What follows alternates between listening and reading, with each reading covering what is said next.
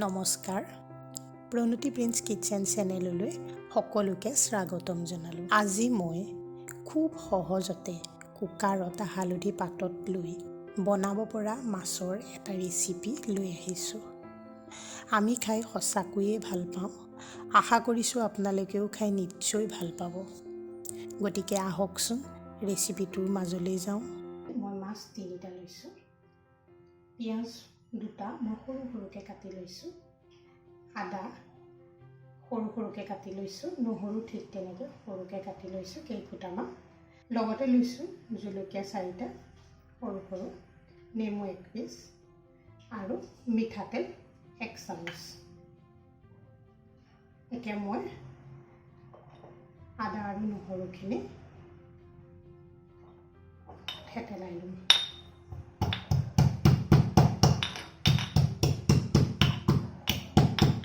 মাছখিনিত প্ৰথমে মই পিঁয়াজখিনি দিম। জলকীয়া কেইটাও মই ইতিমধ্যে ফালি লৈছোঁ। জলকীয়া দিছোঁ। কুটি থোৱা আদা আৰু নহৰু এইখিনিও দিছোঁ। থেতেলাই লোৱা আদা নহৰু সেইখিনিও মই দি দিছোঁ।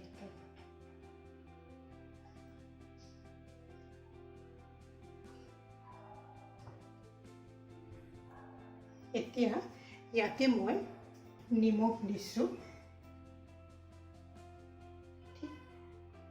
আধা চামুচমান। নেমুকণ এতিয়া ইয়াতে চেপি দিছোঁ। ইয়াতে মই চামুচ মিঠাতেল দিছোঁ। এই গোটেইখিনি খুব ধুনীয়াকৈ মাছখিনিত সানি ল'ম।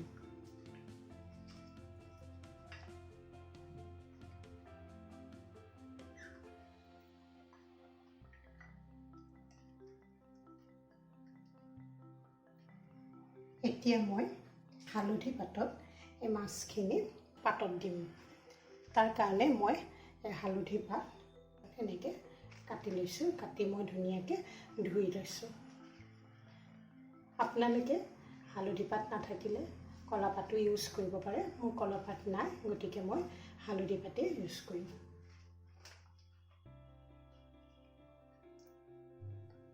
ইয়াতে মই মান ধনিয়া কেইডালমানো কাটি দিছোঁ।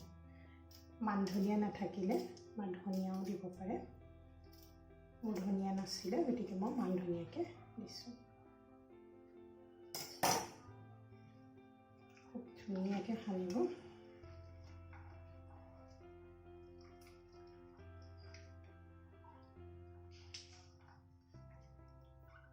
এতিয়া মই হালধি পাতত মাছখিনি উঠাই দিম। হালধি পাত 3খন ঠিক এনেকৈ লৈ লৈছোঁ। ইয়াতে মাছকেইটা দি দিছোঁ।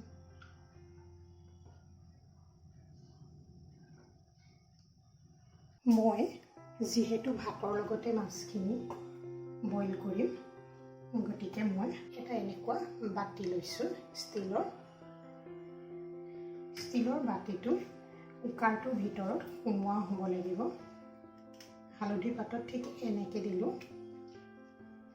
এনেকৈ মেৰিয়াই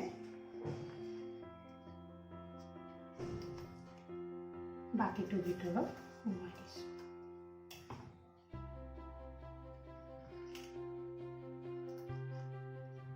দেখিছে নিশ্চয়। এনেকৈ বাতিটোৰ ভিতৰত সোমোৱাই খপখন মই লগাই দিছোঁ।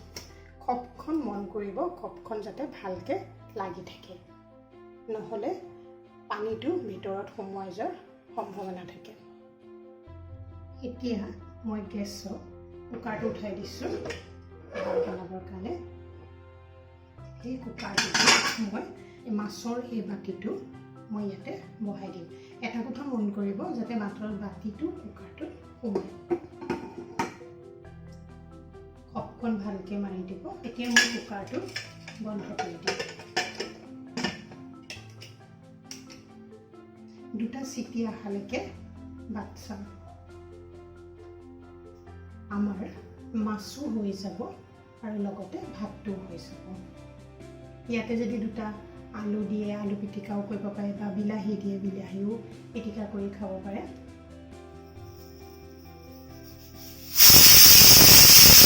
এতিয়া কুকাৰটো ঠাণ্ডা হ'লে মই ঢাকন খুলিছোঁ।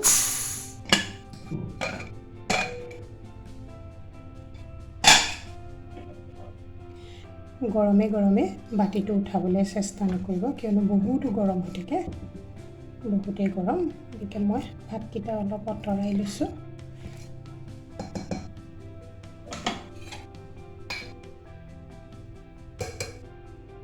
ঠাণ্ডা হ'লে খুলিব, গৰমে গৰমে খুলিবলৈ চেষ্টা নকৰিব।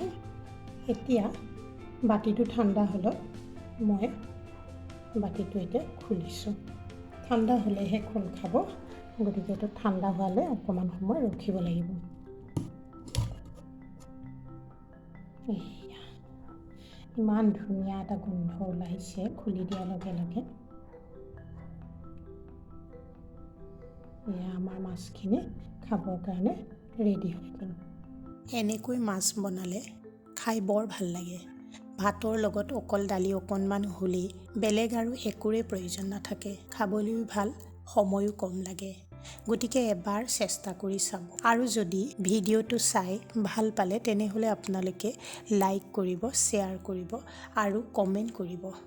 লগতে চেনেলটো ছাবস্ক্ৰাইব কৰিবলৈ নাপাহৰিব। লগতে বেল আইকনটো দবাই থ'ব, তেতিয়া নতুন ৰেচিপি যদি আপলোড কৰোঁ গম পাই থাকিব। আকৌ অতি সোনকালে পুনৰ লগ পাম বেলেগ এটা ৰেচিপি লৈ। তেতিয়ালৈকে আহিছোঁ। ভিডিঅ'টো চোৱাৰ বাবে ধন্যবাদ থাকিল।